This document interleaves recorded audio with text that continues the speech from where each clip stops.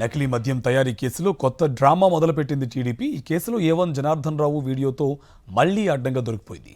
వైఎస్ఆర్సీపీపై బురజల్లేందుకు ప్రయత్నించి బుక్కైంది టీడీపీ. పోలీసుల అదుపులో ఉన్న జనార్దన్ రావు వీడియో రిలీజ్ చేశారు. ఎల్లో మీడియా ద్వారా వీడియోను బయటికి వదిలింది టీడీపీ. అరెస్ట్ అయినప్పుడు ఉన్న దుస్తులతోనే వీడియో రికార్డింగ్ చేశారు. బలవంతంగా జనార్దన్తో వీడియో రికార్డింగ్ చేయించిన టీడీపీ నేతలు జోగి రమేష్ పేరు చెప్పించారు. నకిలీ మద్యం తయారీ కేసును జోగి రమేష్ వైపు డైవర్షన్ చేసింది టీడీపీ.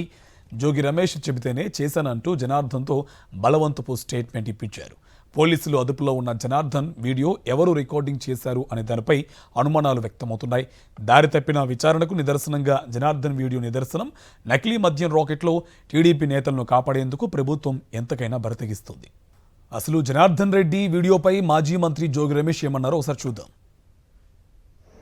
నకిలీ మద్యం కుంభకోణంలో పీకల దాకా కూరుకుపోయిన చంద్రబాబు నాయుడు ప్రభుత్వం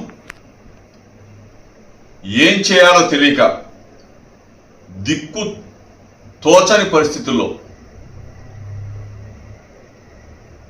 ఎవరో ఒకరి మీద ఈ నెపం నెట్టేయాలా, ఎవరో ఒకరిని ఈ కేసులో ఇరికించాలా. చంద్రబాబు నాయుడికి వెన్నతో పెట్టిన విద్య ఏంటంటే ఏలేరు లిక్కర్ స్కామ్ దగ్గర నుంచి మొలకల చెరువు మద్యం కుంభకోణం దాకా చంద్రబాబు నాయుడు అసలు 45 సంవత్సరాల రాజకీయ అనుభవం ఉన్న చంద్రబాబు నాయుడు మద్యం కుంభకోణాల్లో ఇరుక్కుపోయిన చంద్రబాబు నాయుడు ఈరోజు చంద్రబాబు నాయుడు ఒకటిని అడుగుతా ఉన్నా, నువ్వు సిట్ వేసావు అంటే చంద్రబాబు నాయుడు గుప్పెట్లో ఉన్న ఒక సిట్టు అంటే ఏంటి? సిట్ అంటే సిట్టు, స్టాండ్ అంటే స్టాండు, పడుకోమంటే పడుకుంటాం, కూర్చోమంటే కూర్చోడు. చంద్రబాబు నాయుడు గన నిజమైన దోషుల్ని పట్టుకోవాలన్న ఆలోచన గన ఉంటే నకిలీ మద్యం కుంభకోణాన్ని సిబిఐకి అప్పగించమని చెప్పేసి వైఎస్ఆర్ కాంగ్రెస్ పార్టీ తరఫున డిమాండ్ చేస్తాం. చంద్రబాబు నాయుడు ఏ విధంగా దిగజారాడంటే నకిలీ మద్యంతో పేద ప్రజల బ్రతుకులు చిదిమేసే స్థాయికి ఈ ప్రభుత్వం, ఈ కూటమి ప్రభుత్వం దిగజారిపోయింది.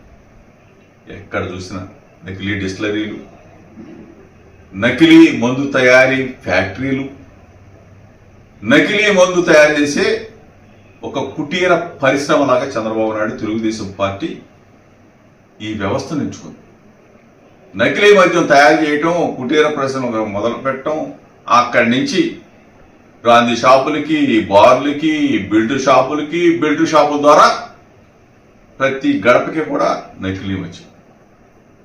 గ్రామాల్లో ఉన్న ప్రజలు మాకు కుళాయిలు వేయండి, మంచినీళ్ళు ఇవ్వండి అని చెప్పేసి గుక్కెడు మంచినీళ్ళ కోసం అడుక్కుంటున్న పరిస్థితులు.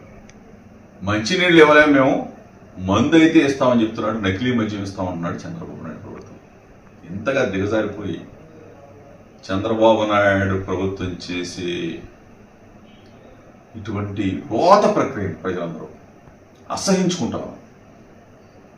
16 నెలల కాలంలోనే చంద్రబాబు నాయుడు పోవాలా, జగన్ రావాలని చెప్పేసి జనమంతా కూడా, రాష్ట్రం మొత్తం కూడా అన్ని వర్గాల ప్రజలు, అక్క చెల్లెళ్ళు, రైతులు, బడుగు బలహీన వర్గాల ప్రజలు, ప్రతి ఒక్కళ్ళు కూడా జగన్ రావాలి, మళ్ళీ జగన్ మోహన్ రెడ్డి గారి పరిపాలనలో బ్రహ్మాండంగా ఆంధ్రప్రదేశ్ రాష్ట్రం ముందుకు వెళ్తుందని చెప్పేసి ప్రతి ఒక్కళ్ళు కూడా విశ్వసిస్తున్నారంటే చంద్రబాబు నాయుడు పరిపాలన ఎంత రోతగా ఉందో ఒకసారి రాష్ట్ర ప్రజలు గమనించమని ఈ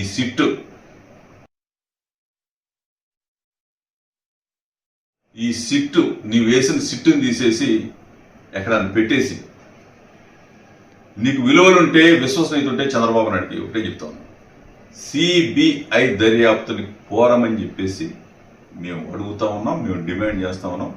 నువ్వు నిబద్ధత గల రాజకీయ నాయకుడు అయితే, నిబద్ధత గల ముఖ్యమంత్రి అయితే సిబిఐకి ఈ కేసును అప్పగించమని చెప్పేసి డిమాండ్ చేస్తాం. ఈ సిట్టు నీ వేసిన సిట్టుని తీసేసి ఎక్కడ పెట్టేసి, నీకు విలువలుంటే విశ్వసనీయత ఉంటే చంద్రబాబు నాయుడుకి ఒకటే చెప్తాను, సిబిఐ దర్యాప్తుని కోరమని చెప్పేసి మేము అడుగుతా ఉన్నాం, మేము డిమాండ్ చేస్తా ఉన్నాం. నువ్వు నిబద్ధత గల రాజకీయ నాయకుడు అయితే, నిబద్ధత గల ముఖ్యమంత్రి అయితే సిబిఐకి ఈ కేసును అప్పగించమని చెప్పేసి డిమాండ్ చేస్తాం.